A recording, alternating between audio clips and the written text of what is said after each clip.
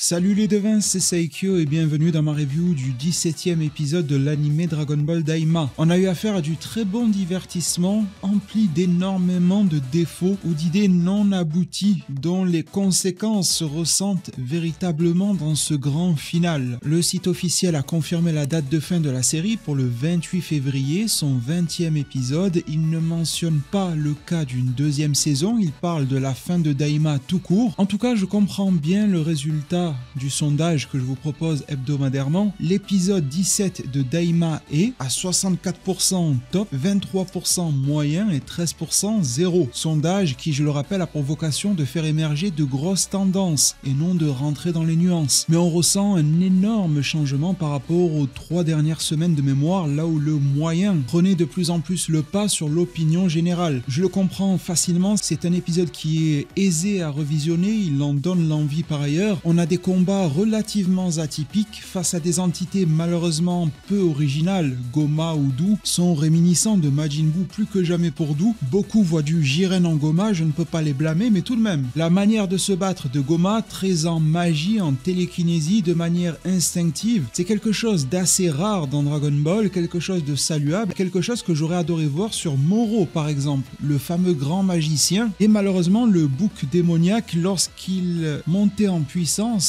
semblait oublier toute forme de magie qu'il avait à sa disposition. Il l'utilisait lorsqu'il était rincé au bout du rouleau, lorsqu'il était vieux, et après il l'utilisait plus, c'est bien dommage. Là on a un Goma qui s'affirme comme à pleine puissance, on peut se douter qu'il va encore évoluer, on ne sait jamais, mais dont le troisième œil agit de concert avec lui afin de le doter de capacités surnaturelles. Et j'ai trouvé que c'était un très gros point positif à ce combat, lui apportant des spécificités qui se font très rares dans Dragon Ball, alors que la thématique des magiciens était par exemple abordé par des personnages comme Babidi. Et j'ai un petit peu eu l'impression de voir ce que cela aurait donné si Babidi avait pu mélanger son savoir-faire à une puissance similaire, pourquoi pas à celle de Majin Buu. Du reste, il y a beaucoup, voire même trop de choses qui selon moi dans l'épisode vont beaucoup trop vite, ce qui me conforte dans l'idée que cette série Dragon Ball Daima, au-delà de l'hommage qu'elle rend à toutes les époques de Dragon Ball, beaucoup d'aventures d'exploration telles que le premier animé, du combat et des transformations telles que Z, du dynamisme à l'appel face à des forces de la nature voire surnaturelles à la Dragon Ball Super, on est en plein dedans. Reste à développer le caractère GT dans cette série là, et il y a fort à parier sur le fait que cela puisse nous être délivré à partir du 18e, mais en surcouche je trouve également que Daima se veut être une grande porte d'entrée très vaste pour une nouvelle génération dans Dragon Ball, pour les plus petits, comme un florilège de tout ce que la série peut faire et pourrait faire à l'avenir, ou pourrait leur apporter si jamais ils se décidaient à visionner les premiers épisodes ou à lire les premiers mangas, pourquoi pas accompagnés de leurs aînés. Dragon Ball est une œuvre qui se transmet véritablement pour donner envie de voir les prochaines itérations s'il y en a, on ne le sait pas avec le papa de la série décédé, et surtout pour relancer les précédentes, il faut sûrement un point d'entrée, une motivation à cela, et Daima sur les plus petits doit être extrêmement terriblement efficace. Pour ceux qui n'ont pas spécialement de culture Dragon Ballesque, pas de culture manga tout court, en 20 épisodes, ils voient à peu près ce que la série peut proposer, sauf que tout cela sera bien plus développé avec parcimonie dans les centaines d'épisodes qui précèdent cette série-là. Série qui de surcroît a permis à Akira Toriyama dans les derniers instants de s'amuser un petit peu. Bien qu'atteint d'une tumeur cérébrale, il a quand même inclus beaucoup d'humour, il a réussi à préserver une ambiance légère au cours de cette œuvre-là, développer des points de lore qui lui tenaient peut-être à cœur, à propos desquels il savait que le public pourrait s'attacher, reconnectant avec plusieurs points de la temporalité de DB, réaffirmant ses liens étroits avec le JRPG, et ça s'est hautement entendu sur le plan sonore lors du combat face à Goma en fin d'épisode 17. On était typiquement sur une musique de boss dans un jeu vidéo de type RPG. Mention spéciale au bruitage, alors depuis les débuts de la série, mais là peut-être plus que jamais. On s'est plaint pendant des années à très juste titre de leur disparition, récupérée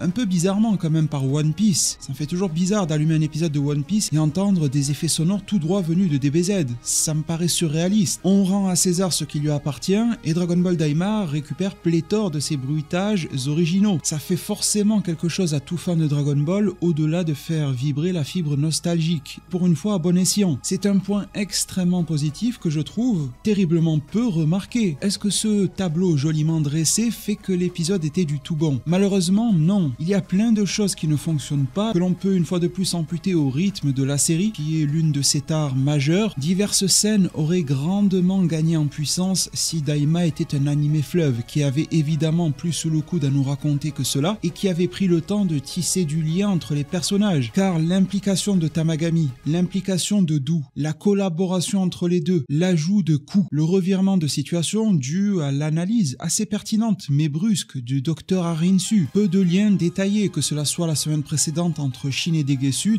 qui est aux grands absents désormais, il est peut-être au cachot, au goulag, et là, pareil avec Arinsu et Shin. Le relationnel paraît comme de surface, là où on les attendait vraiment au tournant. Et même au cœur de la bataille, ils ont voulu tenter de nous faire des choses à la C17 et Freezer au tournoi du pouvoir qui s'associent avec Son Goku, ici en Dou et Tamagami, parce qu'il y a plusieurs symboliques. Dou est meilleur que Tamagami, d'ailleurs je me suis demandé pourquoi Neban n'a pas donné un power-up à Tamagami numéro 1. Est-ce qu'il en était capable sur Tamagami 2 car il était inférieur au 1 et ne peut pas pousser le premier qui est déjà au max? En sous-texte, le message c'est qu'il y a eu un combat entre Dou et Tamagami. On a donc l'association de deux êtres qui étaient rivaux il y a encore peu, en secours à Goku, dont Tamagami numéro 1 était l'adversaire supposé, mais ça n'a pas eu lieu d'être. Donc Goku et sa bande ont battu le troisième et le deuxième, entre guillemets ses frères. Absolument tout destiné les Majin Ku et Dou à se battre contre la Z-Team, ça a eu lieu mais ça a été très bref. Et il se retrouve à s'associer avec son adversaire précédent Tamagami pour défendre Goku. Il y a vraiment une symbolique forte, mais qui n'a pas eu le temps de se déployer, qui n'a pas eu le temps de prendre forme, de vivre, de s'inscrire dans nos esprits, de nous marquer. Tout est extrêmement succinct, d'où le fait que Daima s'apparente beaucoup à une vitrine pour les primos arrivants Dragon Ballesques vis-à-vis de ce qu'ils pourraient vivre. Cet épisode 17 actant de surcroît cela, il y a de nombreuses références. Le fameux Janken, qui a failli avoir lieu en référence, pourquoi pas, au combat dans le vaisseau de Babidi, Gohan, Vegeta et Goku s'amusaient à faire ce petit jeu, mais aussi et surtout face à Majin Buu pur, le petit. Les disputes de Goku et Vegeta sur le ton humoristique sont récurrentes. On a vu une Bulma s'affirmer ici. J'ai apprécié que Vegeta mette de côté sa fierté par rapport à une Bulma qui a réussi à asseoir en quelque sorte son autorité ici. Ça m'a paru cohérent, surtout pour un Vegeta post-arc Majin Buu. C'est ça qui est le plus intéressant à noter. Majin Buu au combat s'est plus que jamais instauré en tant que copie de Majin Buu. Il a utilisé pléthore des attaques du premier et encore n'a peut-être pas tout déployé. On n'a pas vu de transformation en bonbon, on n'a pas vu d'absorption. On pourra se poser des questions sur les niveaux, une fois de plus, de puissance avec Majin Buu qui bat Tamagami numéro 1. Goku a eu recours au SSJ2 face à Tamagami numéro 3, qu'a priori Majin Buu aurait laminé. Comment Goku peut-il imposer un minimum son jeu alors qu'il n'est qu'en Super Saiyan de niveau 1? On connaît le Goku qui aime tester ses opposants, préserver son énergie, évidemment. La question n'est pas là, c'est tout à fait évident. Mais c'est plutôt comment fait-il pour rivaliser dans cet état-là? Alors Goku s'est amélioré depuis son combat face au troisième Tamagami, mais de là à se dire qu'il a autant progressé ou récupéré en maîtrise de ses capacités, ça paraît un petit peu gros. Il n'en reste que le combat face à Majin Buu aurait mérité un épisode à lui tout seul à minima, que le combat apparaît une fois de plus comme une démonstration limite technique de ce qu'est capable de faire Dou, de l'inutilité de sa confrontation face à la Z-Team. Ok, il est réminiscent de Majin Buu, même Bulma le constatera, mais ce n'est pas le point central du tout du scénario. Alors on prend les codes, on les tord, on joue avec, on connaît bien Toriyama avec ça, et on se rend compte qu'il y a bien plus intéressant à traiter, bien que le combat face à Majin Buu nous ait offert des scènes assez sympas. Mention spéciale à ce coup de poing en pleine face de Majin Buu et son regard devenu terriblement menaçant. Ce qui est un petit peu dommage par rapport à ces Majin, c'est que c'est l'essence de Majin Buu qui a été récupérée au moment du sacrifice de Majin Vegeta. Et donc Goku n'était pas connu de Majin Buu. Il aurait été plus propice d'opposer Buu à Vegeta pour faire pourquoi pas ressurgir quelque chose en Majin Buu, comme une conscience, une mémoire, un petit fragment, voire presque un trauma de la scène qui sait, alors que là ce regard nous laisse comprendre que quelque chose s'éveille en Buu, mais c'est plutôt ses esprits combatifs qu'autre chose, car Goku ne peut pas éveiller en ce Majin quelque chose de vécu au préalable. C'est d'ailleurs pour ça que je m'interrogeais, et je pense que c'était plutôt symbolique, lorsque l'essence de Buu avait été insérée dans la potion, on avait vu apparaître à la fois Majin Buu sorti du cocon, Super Buu et Majin Buu pur. Alors pour le premier et le dernier c'est compréhensible, l'un étant la forme dans laquelle Arinsu l'a prélevé, l'autre sa forme originelle, c'est logique. Par contre, pour Super Buu, il n'arrivait que plus tard chronologiquement, d'où le fait que je m'étais dit que cette représentation en fumée n'était vraiment là que pour le symbole. Majin Buu va persévérer sur ce chemin-là, il va utiliser des vagues de ki par la bouche, tout est là pour nous rappeler Majin Buu, et à vrai dire la manière de combattre des trois que je viens de citer, celui qui sort du cocon, Super et le petit. Je me demande ce qu'il adviendra des personnages plutôt secondaires en présence, Ibis avec son drôle de chapeau qui ressemble vraiment à la peau de Majin Buu ou Ku, le roi Kadan et sa bande ont l'air d'être là pour faire les pom-pom girls plus qu'autre chose. chose, mais que va-t-il devenir également de Pandy, de Bulma? Ces personnages-là pourraient avoir un petit rôle intéressant vis-à-vis d'un artefact que Son Goku a perdu dans le combat suivant, celui face à Goma. Il ne perd pas une seule seconde, n'a absolument pas peur de se faire remarquer, va créer au gré de sa volonté une arène de combat. Ça donne un petit côté théâtral à la scène, ça nous rappelle forcément le tournoi du pouvoir. L'emphase est mise sur le fait que l'œil agit bien plus que Goma ne le fait lui-même, mais pour le moment nous n'avons pas un Goma décérébré qui aurait perdu toute forme de conscience vis-à-vis de cet œil-là. Les deux ont l'air plutôt en harmonie. Même la voix de Goma est revenue. Il n'a plus ce thème un peu rock qu'il avait en épisode numéro 16. Alors est-ce qu'il nous réserve la prise de pouvoir totale? Pourquoi pas pour l'épisode 19, si ce Goma éveillé se fait vaincre en 18 et que l'œil veut tout de même persévérer, combattre et en a marre d'être soumis. Rappelons-nous de cette théorie que je vous ai proposée durant la preview, comme quoi lorsque l'œil a été expliqué, il y a eu la voix d'un comédien de doublage, Kyoraku Shunsui ou Snake de Metal Gear par exemple au Japon, Barbe Noire du côté de One Piece, et si un tel comédien est venu s'exprimer, c'est peut-être car il représentait l'œil ou le démon à l'origine de l'œil, et que celui-ci serait une menace au-delà de Goma. Bon, on n'en est pas là du tout et on en arrive sur un Goma qui d'origine ressemblait à Zoaré des Pride Troopers,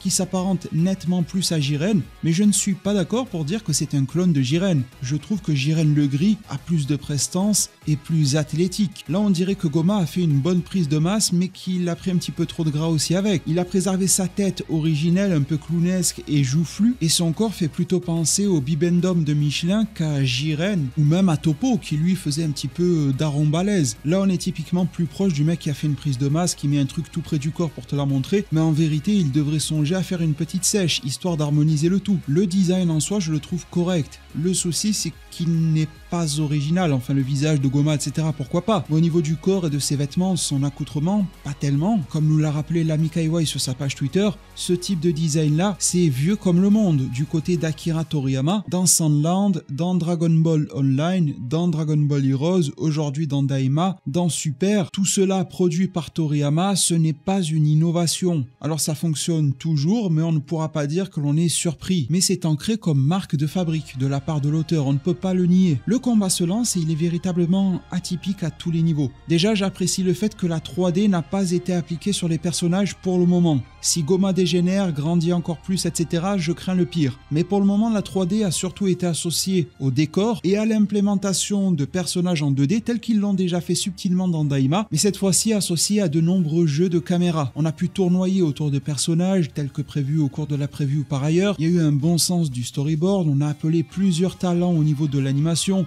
On a beaucoup parlé sur les réseaux de Ryo Onishi qui a vraiment marqué l'épisode de sa patte. On s'approche dans cette deuxième moitié d'épisode de plus en plus des standards d'un film. Je vois beaucoup de monde comparer cette fin d'épisode au film Broly. Je reste tout de même convaincu que le film Broly a mis la barre plus haut que ce que n'a fait cet épisode 17, mais il est loin de démériter. On a eu des scènes d'anthologie qui vont marquer quand même pas mal de fans. Et bien que le récit soit très succinct, je me dis qu'un jeune arrivant sur Dragon Ball, débarquant sur cette scène-là, va se dire qu'il y a un gros potentiel à creuser et devrait s'interroger, interroger ses proches, à savoir s'il y a déjà eu similaire, voire mieux, dans les précédents de Dragon Ball. Et forcément la réponse sera oui, l'amenant à s'intéresser à l'œuvre. Ce Daima est bien pertinent au global, selon le point de vue que l'on aborde. Combat original au-delà de cette 3D, car se déroulant au cœur d'une arène qui s'apparente à un œil, avec toutes ses terminaisons nerveuses et sanguines, car l'ennemi principal, Goma, agit principalement à la force de son œil, extrêmement aidé de magie. Il est un Majin, une entité magique, et vient de fusionner avec un artefact magique. À force de parler de troisième œil, je me demande s'il y en a eu un premier et un deuxième, ou si c'était simplement le troisième œil d'un démon ancestral qu'il avait au niveau du front et l'a perdu pourquoi pas entre temps. Là où ce Goma ressemble à Jiren, c'est par exemple lorsqu'il bloquera le coup de Vegeta en soulevant un ou deux doigts là, un peu comme l'a fait Jiren face à Goku SSJ God. Vegeta très peu utile, rôle de figuration quasiment durant l'épisode, bien qu'il y eut quelques phases cachées. Si l'on regarde bien,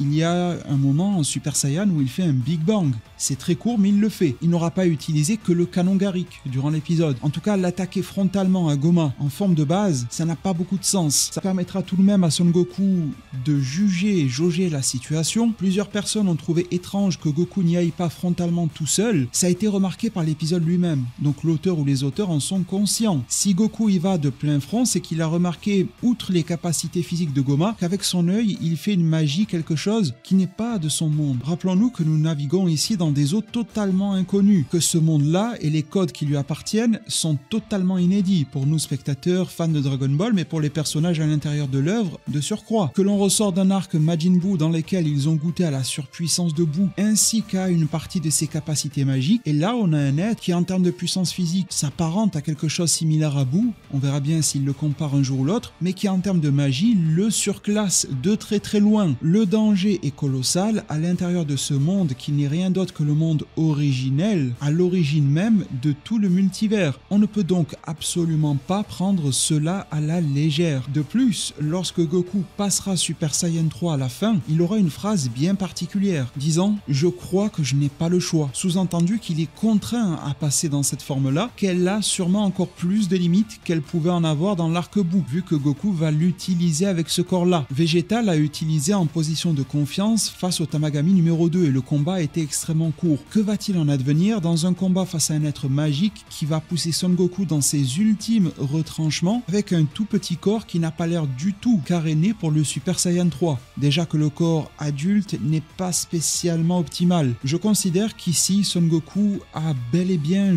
parfaitement jaugé des capacités de l'adversaire, de l'ennemi, de la menace qu'il représente, mais également des siennes à lui-même, Son Goku. S'il appelait toute sa bande pour le combattre, ce n'est pas par oubli de fierté Saiyan ou autre, et on a vu ce que celle de Vegeta a fait sur le terrain. D'ailleurs, on pourrait se questionner sur pourquoi Vegeta n'active pas le Super Saiyan 3 ici. C'est ce genre de questions que l'on se pose régulièrement au cours de Dragon Ball. Je vous ai dit que je suis en train de revisionner tout Dragon Ball, j'en suis à la période Z en animé. Je viens de clôturer le sacrifice de Majin Vegeta, une scène d'anthologie à écrire dans les livres d'histoire. Et lorsque Majin Vegeta en Super Saiyan 1 débarque au tournoi des arts martiaux transporté par Babidi, que Goku lui fait face, Goku va bloquer une vague de ki de ce Majin Vegeta, les bras croisés, et restera en forme de base. C'est vrai que c'est bizarre de se dire, mais pourquoi est-ce que Goku ne s'est pas transformé? CJ1 ou 2 tel qu'il l'a fait face à Yakon et s'était dévié. Non, il n'a rien fait, a été submergé, plusieurs personnes dans les gradins sont morts de la main de Majin Vegeta. C'est des questions récurrentes dans Dragon Ball. Je me dis que cela permettait de mener l'auteur d'un point A à un point B, tout comme ici l'échec prématuré de Vegeta a permis à Son Goku d'arriver aux conclusions les plus légitimes. Surtout que là, même nous spectateurs, on est loin d'être sûr que le Super Saiyan 3 va faire vraiment quelque chose sur Goma. On a vu que Goku a pu s'affranchir de la sorte de sort de magie qu'a envoyé Goma sur Goku lorsqu'il était limite aux portes de la mort, mais Goma reste hyper confiant, il est souriant et on n'a pas l'impression du tout qu'il a poussé trop fort pour délivrer toute cette puissance-là. Il aura pu encaisser de multiples attaques combinées. Il y a eu cette fameuse scène avec la caméra qui tourne, Goku, Vegeta, Piccolo, on a eu également Glorio, Kaioshin, nommé Nare directement par Harinsu, ça c'était cool. Saupoudré de Majin Ku et Majin Buu, il a rigolé. Je vous parlais de Harinsu et d'ailleurs on en a su un petit peu plus sur ses aspirations. Alors au préalable dans la série, elle avait dit qu'elle voulait régner sur le grand royaume des démons. On se rend compte que c'est un petit peu moins son aspiration et que un peu à sa manière, elle a sa vision de ce que devrait être le bon fonctionnement de ce monde-là, que ça ne peut pas être paisible en tout cas. Il faut qu'il y ait de l'action, du mouvement. Le truc c'est qu'elle n'a pas trop développé dans quel sens. Est-ce qu'elle veut quelque chose qui correspondrait à ces peuples-là et qui serait tout de même vindicatif, ou bien veut-elle asservir les peuples tels que Goma l'a fait? En tout cas, ce que j'ai ressenti ici, c'est que Harinsu et Shin seraient vachement complémentaires s'ils œuvraient relativement au même objectif. C'est plutôt agréable de voir que les deux n'étaient pas dans l'opposition comme Degesu et Shin, alors que Harinsu paraît foncièrement mauvaise, mais le relationnel était ici apaisé, alors que un dit œuvrer pour la paix et l'autre pour une forme de chaos a priori. Ce sera assez drôle qu'elle obtienne un vœu en fin d'arc si jamais celui-ci s'avère être bien plus bénéfique qu'on ne le pensait. Enfin bon, ça déconstruirait tout l'aspect maléfique du personnage jusqu'ici. Elle paraît tout de même aux antipodes de Goma, et lui est dans l'égoïsme pur, veut régner pour régner, assouvir et asseoir ses besoins de royauté. On a également eu le Tamagami qui s'est joint à la bataille et aux attaques collectives face à Goma, et même s'il a été pertinent, ça n'a mené à rien. La phase de Neba et ses petits clins d'œil, elle peut paraître un peu lourde, mais je l'ai trouvé assez cool assez mignonne et très Toriyamaesque pour permettre à cette créature de combattre pour le bien collectif, le bien de tous, mais rien n'y fait. Les capacités actuelles de Goma dépassent tout entendement et je serais vraiment curieux de savoir où est-ce qu'il se situe par rapport à un Majin Buu. Il peut remanier la réalité à sa sauce. Me rappelant les propos que je vous avais détaillés il y a de cela plusieurs semaines sur je ne sais même plus quel épisode désormais, concernant le symbolisme d'un troisième œil magique, cette notion de troisième œil, par exemple, entre autres en bouddhisme, amenant une forme d'œil de la sagesse qui représente la capacité de voir au-delà des illusions de ce monde. Et on constate purement ici l'accomplissement de cela. Goma est dans la clairvoyance, l'illumination spirituelle, la capacité de percevoir des vérités invisibles. Sauf que pour lui, c'est à la sauce corrompue. C'est utilisé à des fins égoïstes et destructrices. Manque à l'appel de ses capacités liées au bouddhisme, voire au shintoïsme, la possibilité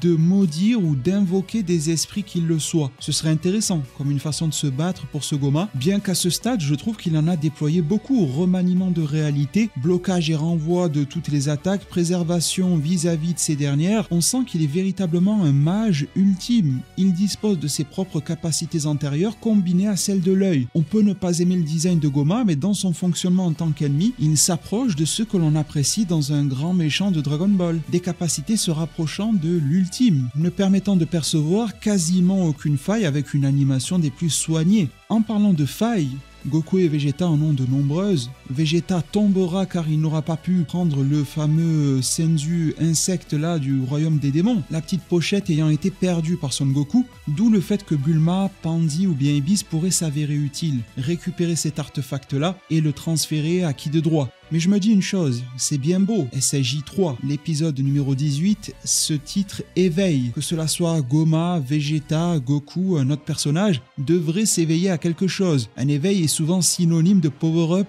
ou nouvelle capacité dans Dragon Ball, alors que ça soit un simili SSJ4, tout ce que notre esprit veut bien imaginer, qu'il y ait une fusion agrégop. Comment et pourquoi cela pourrait suffire? C'est la question que je me pose, et je pense que ce mal doit être vaincu par ceux qui le composent, à savoir de la magie. Ce serait fonctionnel évidemment si la puissance brute nouvellement éveillée de Goku ou autre, si une fusion, une transformation en venait à bout. On comprendrait, comme Goku SSJ3 a pu s'épargner les maux que la magie de Goma allait lui infliger. On a vu que la puissance brute pouvait fonctionner. Et de toute façon, le ki et la magie sont assimilés. Pas forcément identiques, mais semblables. Je me dis tout de même qu'il faudrait une petite subtilité. Quelque chose pour nous faire comprendre que ok, ça permet de rivaliser, de causer du mal, du tort, de toucher véritablement Goma, mais il faut quelque chose de plus. Et à partir de là, on peut penser à beaucoup de choses, que cela soit les pouvoirs de l'œil qui résonneraient en Son Goku ou toute cette énergie maléfique, démoniaque, magique qui l'éveillerait à un nouveau pouvoir. J'ai aussi envie de remettre sur la table ma propre thèse du Genki-Dama, vidéo qui date d'il y a très peu de temps en vérité, le fameux Genki-Dama Majin, le Genki-Dama démoniaque ou bien le Genki-Dama magique. Le terme démoniaque nous fait penser que le Genki-Dama ne serait pas possible, car il faut une énergie pure. Déjà, si elle est purement maléfique, on se rappelle qu'avec ce type d'énergie-là, Vegeta est passé Super Saiyan, et c'était sa réponse dans le récit en disant « Mon énergie est pure, purement maléfique, je suis donc devenu Super Saiyan ». Et le reste de la Z-Team ne devait que le croire sur parole, nous y compris lecteurs et spectateurs. Le truc, c'est qu'on s'est rendu compte que dans le grand royaume des démons, malgré ces grandes appellations démoniaques, il y a une grande majorité d'entités qui sont bénéfiques. Les Namek, certains Glind, les peuples du troisième monde. À part quelques loupards, ils étaient tous très gentils. Les Tamagami, même Majin Kuedu me donne pas l'impression d'être si méchant que ça. Les mégas, les fameux géants, probablement les gigas qui ont été mentionnés. On a vu tellement de peuples qui font leur petite vie dans leur coin, et ceux qui sont méchants, c'est surtout parce qu'ils crèvent la dalle au final, plus qu'autre chose. Il y a quelques entités à leur tête, comme Goma, comme Degesu, comme certains démons assimilés qui, eux, sont profondément méchants, égoïstes. Ça va pas plus loin que ça. On est encore une fois dans cette histoire du 80-20, et on a 20% de pourris qui régissent 80% des autres qui sont bienveillants et qui souffrent quasiment en silence. Ça laisse énormément de marge à Son Goku pour constituer un Genki-Dama qui serait fait d'une bonne énergie. Ce Genki-Dama va-t-il le lancer ou va-t-il s'en servir comme source? Et là, ça devient intéressant. Que ces peuples-là soient bons ou maléfiques, je rappelle également que Goma a des réserves de vie sous forme liquide qu'il a prélevées sur les peuples. Le Genki-Dama, c'est dans son nom, est fait de Genki, d'énergie vitale. Ce que prélève Goma, c'est du Genki. Imaginez que cet éveil provient d'un Genki-Dama formé par Son Goku et dont il a pu assimiler certaines caractéristiques, le faisant évoluer vers une nouvelle transformation transformation propre au Daimakai, car cette énergie-là, il ne la trouvera jamais ailleurs et surtout pas dans de telles quantités, lui permettant de vaincre le mal par le mal, de vaincre la magie par la magie, que tous les peuples soumis à Goma s'agglomèrent indirectement en Son Goku pour vaincre celui qui leur a fait connaître les pires des sévices. L'autoproclamé roi Goma. Ce serait une plutôt belle symbolique, ça nous rappellerait le combat au Kaioshinkai en nous proposant quelque chose de nouveau, vu qu'il n'y a pas eu de nouvelle transformation face à Majin Buu à ce moment-là. Goku a essayé de surpasser le 3, etc., mais bon, il n'a pas réussi. Mais on avait vaincu le mal à l'état pur qui ronge l'univers dans le lieu de villégiature des Kaioshin, qui sont censés protéger cet univers-là, mais qui ont failli à cette mission, en rassemblant l'énergie de chacune des peuplades qu'ils sont censés protéger. C'est le type de récit que Toriyama apprécie, qui pourrait prendre forme à l'avenir. Le truc, c'est que si l'on veut quelque chose de ressemblant au Super Saiyan 4, force est de constater que contrairement à Dragon Ball GT, on n'a pas eu tout un délire sur faire repousser la queue de Son Goku, sur les Kaioshin qui s'interrogent sur faire évoluer Goku au-delà. À aucun moment, Goku et Vegeta n'ont parlé d'aller au-delà du 3. Mais l'on remarque également d'autres signaux. Goku et Vegeta ont entre guillemets banalisé le Super Saiyan 3 durant Daima. La porte s'entrouvre de plus en plus pour aller vers quelque chose d'autre, de supérieur, de différent. La question que je me suis posée alors, c'est comment exploiter cela, comment s'embourber dans cette faille plutôt intéressante sans avoir à forcément développer le lore Saiyan à tout prix. Eh bien, je pense que tout repose sur la magie, sur les peuples de ces mondes, sur les rencontres, les amitiés tissées, nouées de Son Goku vis-à-vis de ces entités magiques qui pourraient très bien le lui rendre désormais. Et de plus, contrairement au Super Saiyan 3, que Goku doit auto-alimenter, ce qui paraît logique, ici la source d'énergie serait externe, donc Goku ne serait pas totalement dépendant de ses propres réserves et pourrait durer beaucoup plus au combat. Là, vraiment, la seule piste pour déployer un tout petit peu et très rapidement le lore Saiyan serait de dire « Oh, ça me rappelle le Saiyan démoniaque » et ça pourrait sortir de la bouche de Neba, mais vraiment, telle la colombe, ça sortirait du chapeau du magicien surtout. Ce serait extrêmement précipité et en bout de course. Je vous ferai également remarquer que lors du passage au Super Saiyan 3, Goku est dépourvu de bâton magique qu'il perd aussi, et on pourrait imaginer que celui-ci soit le catalyseur de quelque chose, qu'il soit un artefact magique par exemple, et qu'il soit de plus métallique, renvoyant à la théorie que le bâton magique Nyoibo a la couleur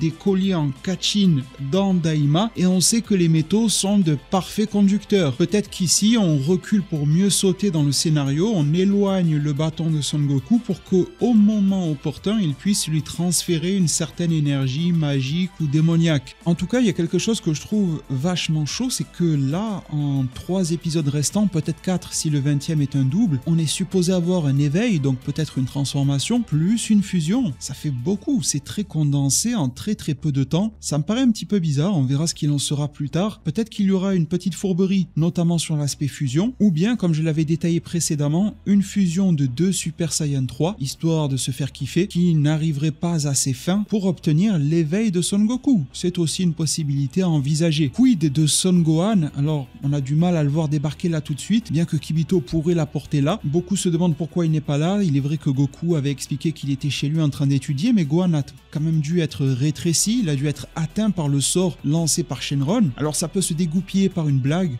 Il était tellement omnibulé par ses pensées, par ses travaux qu'il ne s'est même pas rendu compte de sa taille, et on pourrait le voir en 2 secondes en fin de Daima. Certains espèrent qu'il arrive en tant que grand sauveur, ça paraît un petit peu fort, et certains se disent que Gohan est un petit peu complexe au cœur du scénario, car on est très proche de l'arc Majin Buu, il n'a pas dû perdre grand chose de ses capacités à ce stade-là, même sans s'entraîner, on n'est pas encore dans Super Héros ou autre, et donc on est très proche du Gohan Ultimate, certes en version réduite et rétrécie, mais ça reste son pouvoir inné et non une transformation qu'il est en train de manier, et peut-être qu'il aurait été compliqué de gérer Son Gohan au cœur du scénario, car trop puissant de manière naturelle, alors que les transformations, les évolutions de Goku et Vegeta, il a fallu un certain travail pour qu'ils puissent les atteindre à nouveau, et on va probablement se rendre compte en épisode 18 que tout cela a ses limites également. C'est une justification grossière de l'absence de Gohan, mais je trouve que ces théories de fans sont assez intéressantes. Vous l'avez saisi, j'ai beaucoup apprécié l'épisode, je trouve qu'il remplit très bien son job de divertissement, de haute qualité, et en même temps, si on a un minimum de bouteilles, si on a un minimum d'expérience, si on a un minimum de maturité ou d'âge, on ne peut que se rendre compte des manques ou des tares évidentes dont dispose l'épisode, que l'on peut relativiser grâce au fait que Daima, outre son caractère d'hommage à Dragon Ball,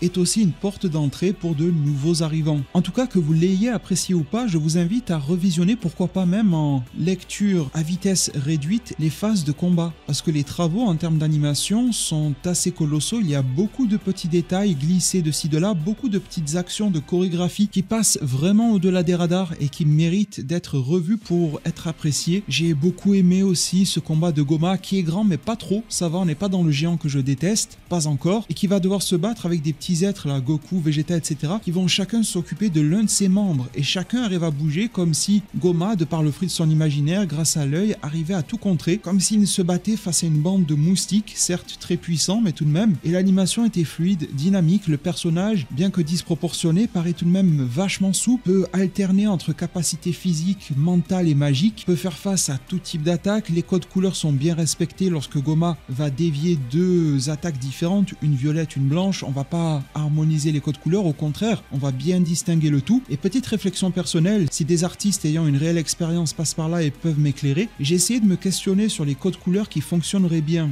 vis-à-vis d'un éveil de Son Goku ou d'un éveil en général, peu importe, vis-à-vis du cadre posé, de ses tonalités, de cette arène construite évidemment par les artistes de Toei mais dans l'œuvre par Goma, pour voir quelle coloration de transformation fonctionnerait bien. J'ai essayé de voir laquelle marcherait bien au niveau des codes couleurs et laquelle n'a pas encore été véritablement exploitée dans Dragon Ball, notamment sur les Saiyans. Et je me suis dit que le cadre paraît posé pour avoir quelque chose de bien tape à l'œil s'il était orange. Au final, le orange, on l'a eu sur Piccolo dans Super Hero, mais on n'a jamais eu ça sur les Saiyans. Ça reste une coloration de cheveux assez proche du Super Saiyan de niveau 1. Le orange permettrait d'avoir un entre-deux entre ce qui se fait dans Daima ou Z vis-à-vis du Super Saiyan et de ce que l'on connaît du Super Saiyan 4 de DBGT. Ça pourrait également coller avec les colorations que l'on connaît du Daimakai et ça reste tout à fait flashy. Si l'on veut miser sur quelque chose de sobre, il y en a un parmi vous qui m'a très bien argumenté le fait que le noir serait très adapté. Je suis d'accord, mais je pense que ça attire un petit peu moins l'œil. C'est vrai que de gros éclairs noirs et tout, ce serait stylé, voire même une coloration de cheveux noirs, pourquoi pas, un visage terni, une couleur de peau qui s'assombrit, pourquoi pas, mais je pense que d'un aspect marketing, ce serait peut-être moins porteur, alors que le orange me paraît cocher toutes les cases. Dites-moi en zone commentaire si cela vous paraît être un bon compromis, surtout que l'orange pourrait très bien s'associer avec les vêtements de Goku qui le sont en grande partie. Vu qu'ils sont petits, je ne sais pas s'ils le feront, mais si Son Goku commence à perdre le haut de ses vêtements, s'il perd que la partie orange, qu'il ne reste que le bleu, et que ses cheveux deviennent orangés d'une manière ou d'une autre, on a vraiment moyen de bien jouer sur les couleurs et de faire quelque chose de réussi. On se parle très prochainement de l'épisode numéro 18 sur la chaîne avec mon analyse de preview qui je suppose fera également office d'ouverture de théorie vis-à-vis de ce qui pourra se produire. N'hésitez pas à me partager les vôtres en zone commentaire pour que je puisse vous citer. Le mot de passe que vous pouvez me laisser en zone commentaire, on va mettre Goku le voyou, car avec tous ces changements de coupe de cheveux, de coloration et potentiellement celle qui va nous parvenir, si Chichi tombait sur Goku, je pense qu'elle ferait tout d'abord un petit malaise et qu'à son réveil elle traiterait Son Goku de voyou, qui ne serait d'une bien mauvaise influence pour Goten et Gohan. Je suis vachement curieux de voir ce que le SSJ3 va donner, même si j'en attends pas des masses, de voir à quoi cet éveil va correspondre, et l'épisode 18 devrait envoyer pour le meilleur et pour le pire, de voir quelle direction prendra Goma, quel sera le rôle de Vegeta, de la fusion, des agricoptères, des personnages un peu plus secondaires, va-t-il y avoir une perte, un mort? Vous avez été nombreux à me dire, il y a des nouveaux personnages un petit peu comme les Gamma, donc ça serait pas déconnant de voir un Dou, un Ku, un Tamagami se sacrifier, de voir si les Majin vont pouvoir absorber l'un ou l'autre des personnages, s'il y a une autre menace au-delà de Goma qui nous attend, ou si c'est simplement Goma qui va être lui aussi poussé, et puis très curieux de l'enchaînement à venir, car là on amorce la fin de Dragon Ball Daima. Le 19 février, c'est le retour de Dragon Ball Super en manga avec le one-shot